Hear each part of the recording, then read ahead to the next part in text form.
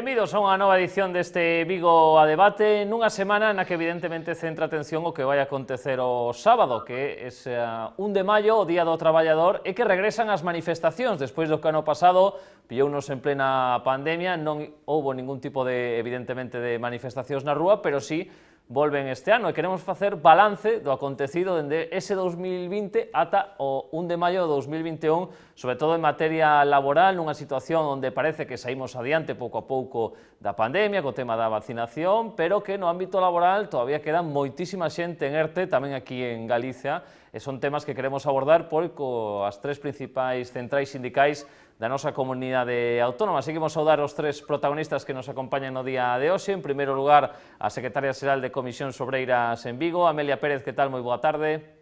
Hola, boa tarde. Tamén está con nos o secretario xeral de UGT en Vigo, Ernesto Fontanes, boa tarde. Hola, boa tarde. E o secretario comarcal da CIGA en Vigo, Alberto González, moi boa tarde. Hola, moi boa tarde.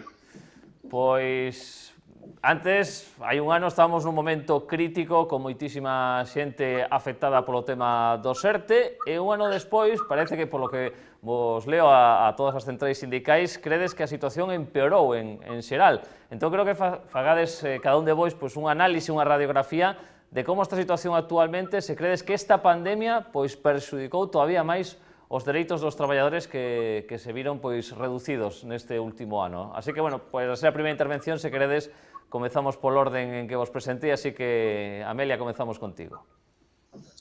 Bueno, pois, a ver, eu creo que a palabra clave deste ano é incertidume, o decíamos ao inicio xa da pandemia, seguimos tendo, como ben apuntabas ti, moitos traballadores en ERTE, e esa saída da crisis que, bueno, esa crisis que empezou sendo sanitaria, se convertiuse nunha crisis económica e social, sigue persistindo con sectores máis afectados que outros, pero que de aí a poder facer un análisis e un diagnóstico con algún tipo de certeza é bastante complicado todavía. Eu creo que a vacinación, como el se apunta, vai axudar, evidentemente, para que determinadas empresas podan retomar a súa actividade, pero as consecuencias deste ano das paradas, sobre todo de sectores máis afectados como é o de servicios, hostelería, etcétera, turismo e todas as actividades culturais, van a sufrir todavía o que queda de ano. Nos saudamos ese anuncio que se está facendo por parte do Goberno da prórroga dos ERTES, da negociación da prórroga dos ERTES, pero habería que empezar a falar de outro tipo de cuestións, como é esa derogación da reforma laboral, que fai que siga persistindo esa precariedade no mercado de traballo e que é necesario abordar para que esa saída da crisis, como decíamos, sea o máis igual posible. Ernesto. Sí, hola, buenos días. Bueno, coincidiendo con la exposición que hizo la compañera Meli, pues hay que poner de relieve que efectivamente en una situación de crisis sanitaria, producto del COVID, las organizaciones sindicales hemos estado en primera línea para dar una respuesta a la situación, con la creación de ese escudo social como son los ERTES, que bueno, que por lo que todo apunta pueden ser prorrogados al menos 4 meses más. Una herramienta útil para los trabajadores, para las trabajadoras y también para las propias empresas. No es menos cierto que tras una crisis económica se inició una crisis sanitaria. No hemos todavía salido de esa crisis económica y de las consecuencias de esa crisis económica sobre el empleo, sobre la precariedad de desempleo, sobre los bajos salarios, etcétera, ¿no? Bien es cierto que nosotros creemos que efectivamente se dará la recuperación una vez que efectivamente la recuperación económica una vez que efectivamente las vacunas lleguen al 100% de la población.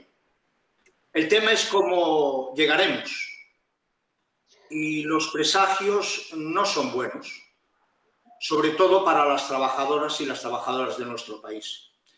Pues producto de las reformas implementadas al abrigo de la crisis, que han traído como consecuencia la destrucción de empleo, y cuando se ha empezado a generar empleo, el empleo ha sido absolutamente precario.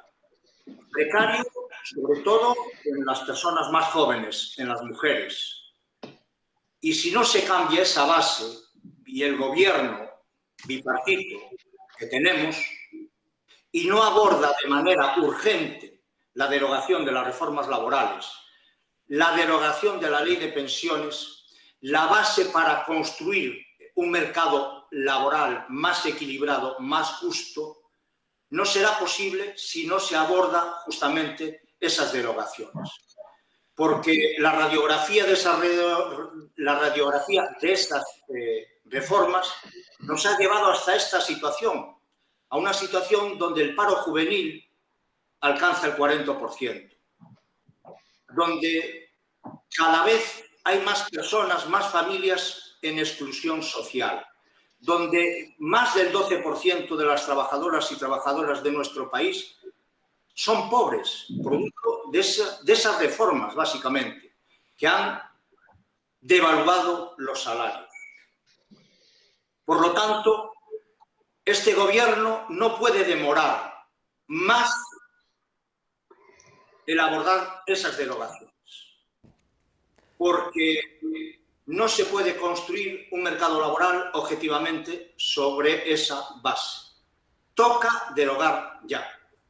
Sí, es un tema de los que trataremos, como no, ao longo deste debate. Alberto, a análise xeral deste último ano?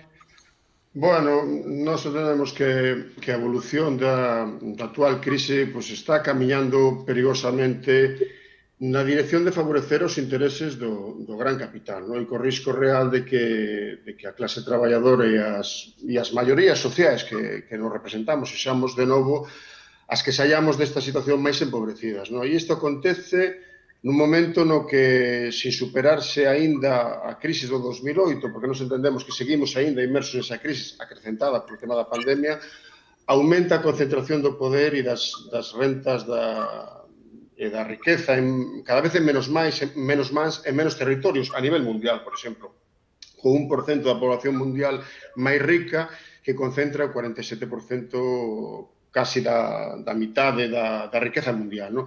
E o que está acontecendo é que a pandemia está a ser aproveitada para acelerar as transformacións nas que se atopa inmersa a economía. Por exemplo, a descarbonización, ou tamén no mundo do traballo a digitalización, o teletraballo, etc. E na dirección de manter a hexemonía, como decía antes, do capital, impoñendo todo tipo de cambios no modelo productivo e que estamos a ver e vamos a ver no futuro, e unha vez máis onde o papel dos estados e do consumo millonario dos recursos públicos, non? Vemos como a débeda pública está aumentando ao tempo que xa se anuncian novos recortes que veñen no camiño e mentras aumenta claramente o desemprego, especialmente un sector, comentaba ahora creo que Ernesto, especialmente o sector nas mulleres, hai unha caída importante de salarios, unha precariedade cada vez máis alarmante, unha pobreza laboral que cada vez aumenta máis e disminuye a posibilidade dun futuro digno para a nosa xuventude, para a nosa mocidade, non? E vemos como aquí no noso Estado, no Estado español, nos temos que ser moi críticos co goberno de Partido Socialista e Unidas Podemos, que nos entendemos que está actuando dictado do neoliberalismo e das directrices da Unión Europea, por moito que se disfracen con gran despregamento de centralismo madrileño e permanentes chamadas a algo que nos entendemos que é unha lacra, que é o diálogo social, non? Un diálogo social que para non só fai engordar as contas de resultados das élites económicas e contribuyen a manter cada unha desas políticas aplicadas dende a crise do 2008, que xa digo, que entendemos que ainda non salimos dela e a pandemia acrecentou máis e que na súa gran maioría ainda están en vigor, como son as reformas laborais, as reformas da negociación colectiva, a reforma das pensións e todos os recortes e privatizacións dos servizos públicos e sociais. E todo isto acontece cando imos camiño dun empeoramento desta crise derivada, como comentaba esa hora anteriormente, da pandemia, con novos despedimentos que se suman aos executados desde o 14 de marzo de 2020, cando empezamos a pandemia, unha maior caída de salarios e das rentas e das prestacións aos sectores, a máis sectores, non, da clase traballadora, non? A permanente propaganda e as declaracións sobre a derogación das reformas laborais, e dicimos que propaganda, contrasta ca súa vixencia e constante aplicación, porque torturando cada día a máis e máis traballadores e aumentando as facilidades para que a patronal siga a aplicar ERES e ERTES a carta. Recordemos que aquí se están aplicando ERES e ERTES aproveitándose da pandemia sin ningún motivo e sin ningún tipo de negociación. E a estas alturas é injustificable que estas reformas sigan en vigor e que non haxa iniciativas políticas máis atrevidas para facer realidade a súa derogación. Por lo tanto, é necesario e urxente aumentar a mobilización, entendemos nós, e a resposta social para forzar a súa derogación. En as últimas semanas tamén estamos asistindo como o mesmo goberno que incumpriu, hai que decirlo así, a promesa da derogación da legislación imposta no seu momento por o Partido Popular de estar a negociar unha nova reforma laboral de costas a clase traballadora e sen máis mínima interlocución cas organizacións sindicales que non estamos participando deste diálogo social. Mesmo cando somos, como no caso da CIGA en Galicia, a primeira forza sindical no noso territorio, como outros, como no caso dos vascos, no seu, non? E en Galicia, a acción do PP, por exemplo, de Feijóo, está a contribuir tamén, que hai que tamén decirlo, que non se pode ir de rositas, a contribuir dunha forma intensa na destrucción dos sectores productivos, industriais, estratégicos, de comarcas enteiras, especialmente no norte do país, poderíamos falar de Coruña, podríamos falar da Mariña de Lugo, e en pleno proceso de reconversión e demolición, e están a aplicar unha política suicida para un futuro da nosa sociedade, e fan dunha forma autoritaria. Ui. Parece que se nos cortou aí Alberto, quedouse congelado na imaxe. Así que, bueno, demográfica, ca incesante emigración que vimos padecendo, ao tempo que aumentan as políticas de expolio dos nosos recursos, etcétera, etcétera. Por eso que nos entendemos que non nos deixamos de mobilizar durante este ano, é verdade que con máis cuidado polo tema da pandemia e de outra forma, pero temos que seguir mobilizándonos para facerlle frente, para parar estes danos irreparables que está facendo esta acción política e que o que non vai permitir un mínimo desenvolvemento económico, industrial e social no noso país. Unha vez que xa fixemos análise, que fixeches vos os tres, vamos a tratar diferentes puntos dos que comentaches ao respecto. Por exemplo, o tema do ERTE. Segundo a ministra de Traballo, aínda que caiga o estado de alarma o próximo 9 de maio, van continuar os ERTEs que rematan legalmente o 31 de maio. A pregunta é, ERTEs atacando, credes que son necesarios? E logo, eso de que se alguén está en ERTE, volve ao seu traballo, se cumpre eso de que hasta dentro de 6 meses non se lle pode despedir ou coñecedes casos que non se está cumprindo? Así que, veña, que leva máis tempo sin falar, Amelia, comezamos contigo de novo. Pois a verdade é que, por desgracia, sí que coñecemos casos de traballadores que están sendo despedidos. No caso dos ERTEs e desa moratoria que ten ese real decreto e que durante esos 6 meses non se podería despedir. E despois esa negociación que se vai abordar, bueno, sempre digo mismo, hai que mirar o que plantexa a ministra de Traballo. De inicio, ela decía que o que funciona, que non se toca, pero, bueno, eu creo que hai que esperar a esa constitución desa mesa de negociación para ver exactamente que o que plantexa o Ministerio. Ernesto, Alberto. Sí, bueno, vamos a ver, nosotros entendemos que efectivamente ha sido un elemento útil, pero que todavía estamos en una pandemia. Por lo tanto, es necesario que efectivamente ese escudo que hemos negociado los sindicatos estatales con el gobierno y con la patronal se siga manteniendo.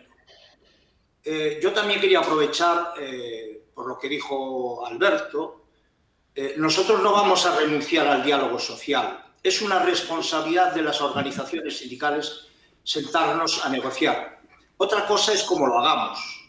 Nosotros nos sentamos a negociar, y lo hemos dicho, y nos sentaremos las veces que sean necesarias para sacar adelante lo que representamos, que es el conjunto de los trabajadores y las trabajadoras. Lo que no nos vamos es a poner de rodillas, pero sí a negociar. Por eso la exigencia de ambas las dos organizaciones en la necesidad de derogar esas reformas laborales y la ley de pensiones, entre otras cosas.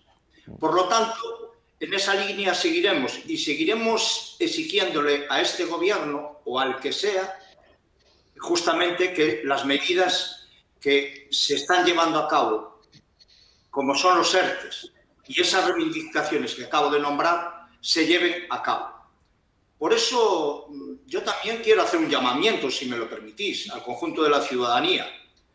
Es la hora de salir también a la calle, de defender aquello que es nuestro, porque desgraciadamente el dibujo que tenemos nos exige a todos y a todas cambiar esta situación. Porque, bueno, coincidiendo con Alberto, efectivamente a los ciudadanos se nos tiene que ver en este momento en la calle para defender lo que es consustancial a nosotros. Porque este gobierno es un gobierno socialdemócrata. Creo que tiene sensibilidad en ese sentido. Pero a mí no me cabe la menor duda que, como decía Alberto, tiene presiones de otros lados, de intereses económicos y probablemente de la Unión Europea. Pero nosotros también tenemos que presionar por aquello que nos corresponde. Alberto. Sí, vamos a ver, nós desde o inicio da CIG advertimos de que os ERTEs para nós non era un instrumento máis axeitado para enfrontar esta situación, a diferencia dos compañeiros, non? Primeiro, porque provoca un evidente empobrecemento dos salarios, a pesar de que son sustentados con diñeiro público. E segundo, porque sabíamos que podían ser un paliativo para suavizar o impacto da crise, pero que non ían a evitar, como estamos vendo, a destrucción continuada de postos de traballo da base productiva. Como comentabas antes, si hai despidos, e como decía Amelia, está habendo despidos. Abonda con comparar o enorme esforzo que se despregou na crise de 2008 para apuntalar a banca e o sector financiero coas escasas políticas públicas que se despregaron desde a pandemia para proteger a actividade productiva e o emprego. E hai que decir que durante todo este tempo de vigencia dos ERTEs seguimos a padecer un número importante de despidos. Primeiro co persoal eventual, aos que se liquidou sin apenas dereito. Despois coas suspensións sin edie do personal das ETTs que quedou literalmente nun limbo, sin traballo, sin salario, pero formalmente ligados a unha empresa. E tamén co abuso do despedimento por sancións ou a imposición de modificacións sustanciais que só pretendían expulsar os traballadores e as traballadoras dos seus empregos. E fíxose e síguese a facer con moita propaganda cos ERTEs. Mas nós entendemos que nin era nin é a solución. E a partir do 31 de maio, se non hai prórroga, imos ver como a destrucción do emprego colle aínda máis velocidade. E aparte xa se está anunciando. Xa se está anunciando que cando acaben os ERTEs, moito deses ERTEs que están sendo aplicados van a ser convertidos en ERES. Por lo tanto, eu sinceramente auguro un futuro posterior a se hai esta prórroga, pois cando esta prórroga, bastante negro, non? Pois veremos en que queda a cousa. Parece que continuarán, nos vemos atacando. E tocaches un tema moi recurrente que é reforma laboral, reforma das pensións, que entendo que serán dos lemas que levaredes ás vosas manifestacións deste sábado. Polo que se está comentando que a reforma laboral non se vai derogar a anterior, sino que se busca unha especie de branda, algo así, o que se está comentando, por ahora non escutamos a ministra falar ao respecto, pero tivo que ir a Bruselas a explicarlle a reforma laboral e parece que non vai polo camiño de derogar a última que se fixo, de reforma das pensións, a ver que se comenta, porque eso parece que se vai deixar para máis adiante, ao final deste ano, incluso principios dos que ven. Como dicía tamén Amelia, hai que sentarse nas mesas de negociación a ver que acontece, pero así a priori as vosas reivindicacións son firmes e se non se cumpren habería acción na rúa. Veña, Ernesto, comezamos contigo agora. Sí, vamos a ver, yo antes lo comentaba, ¿no? Es decir, es una necesidad, es vital la derogación como tal, porque habrá que sentarse a negociar, evidentemente, en esa mesa de diálogo social que lleva ralentizada desde el inicio de la pandemia, desde marzo del año pasado, pero sin la espada de Damocles encima. Porque yo quiero poner un ejemplo en cuanto a la reforma, a esta reforma, a uno de los aspectos, que son muchos los que nos afectan al conjunto de los trabajadores y trabajadoras. Uno es lo que estamos viendo, por ejemplo, y lo que está aconteciendo en el sector bancario de nuestro país, que en plena pandemia, pues bueno, en la suma que todos conocemos, por el ERE de Banco Santander, BBVA, Bankia, CaixaBank, etcétera, pues se van 20.000 personas en un ERE. Es decir, ¿por qué? Porque no se ha abordado no solo los aspectos más lesivos de la reforma laboral, que este es uno, sino otros.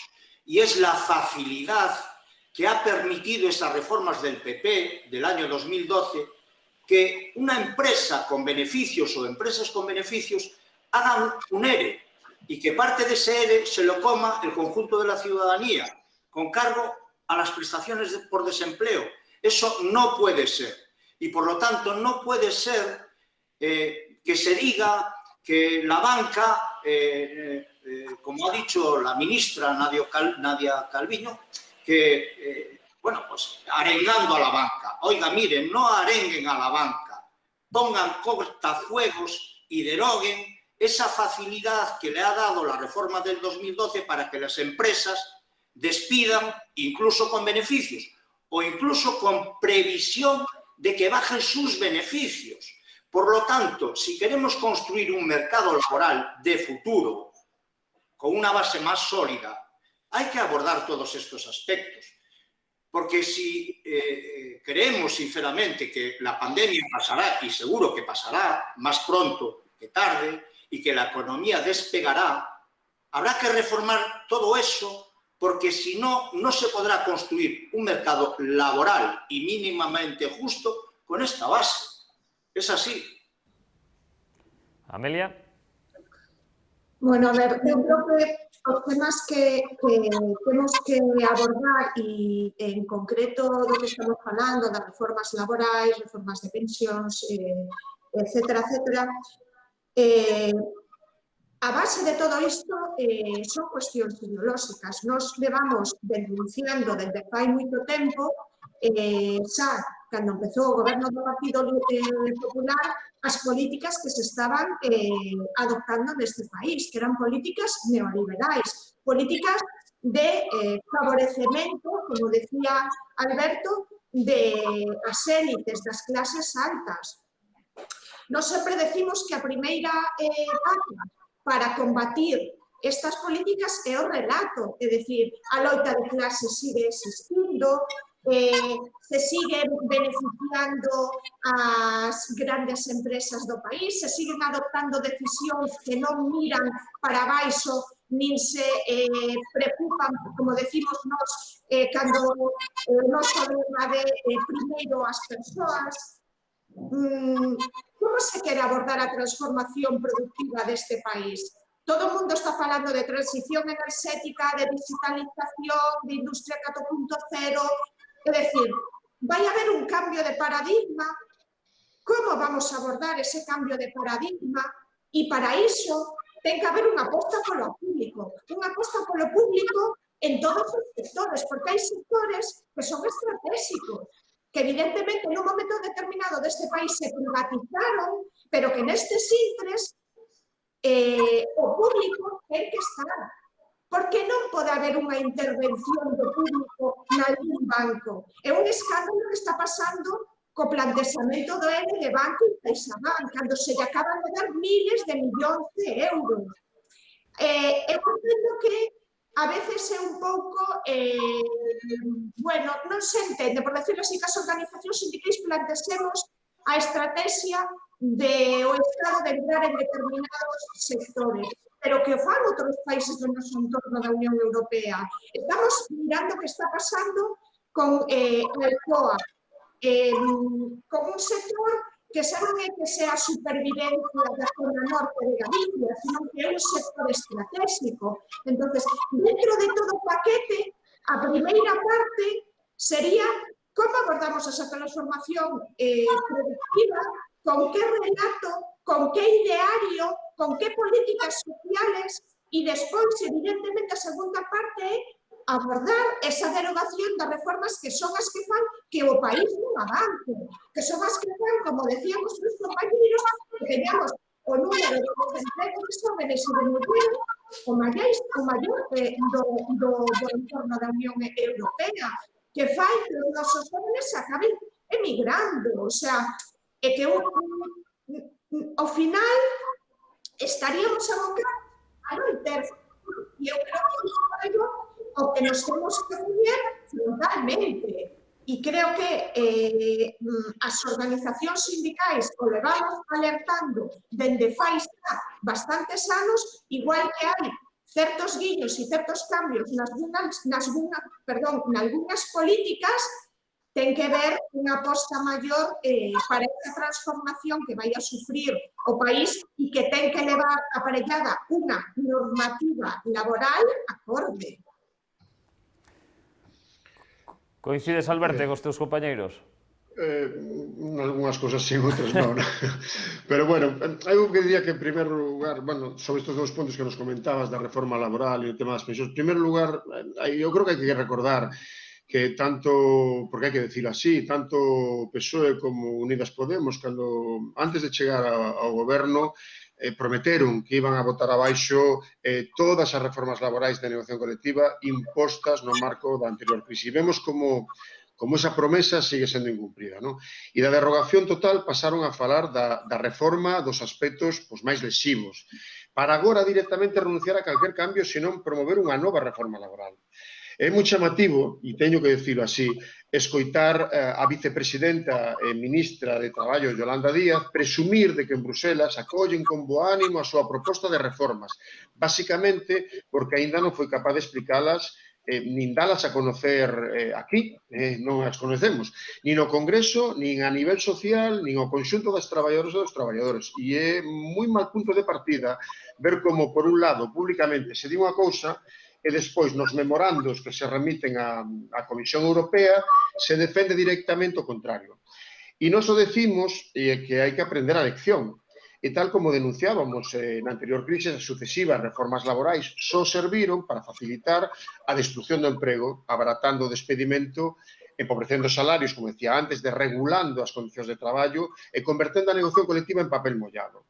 E o único que trouxeron foron, como tamén comentaba ao principio, máis paro, máis precariedade, menos salarios e menos dereitos. E o camiño que hai que coller é precisamente o contrario do recorrido nos últimos anos. Hai que recuperar dereitos, combatir a ultraprecariedade legalizada con contratos temporais abusivos, combater a fraude nas cotizacións, perseguir os incumprimentos das normas laborais polas empresas, fortalecer a negociación colectiva no ámbito sectorial e a nivel galego. E o que ten que ver tamén cas pensións, que eu creo que é importante, cando advertimos de que existe o risco de que a crise derivada do coronavirus se converta nun novo saqueo antisocial en contra de todos nós, falamos de cuestións como a amenaza dunha nova reforma das pensións. E é intolerable que un goberno español que se di progresista e de esquerdas volva a pretender recortar o dereito a unhas pensións públicas dignas. E eu digo así, son abrupto, porque para mí é vomitivo escoitar a ministros deste goberno como o señor Escrivá pouco menos que xustificar que un teña que traballar ata os 70 anos ou máis alá,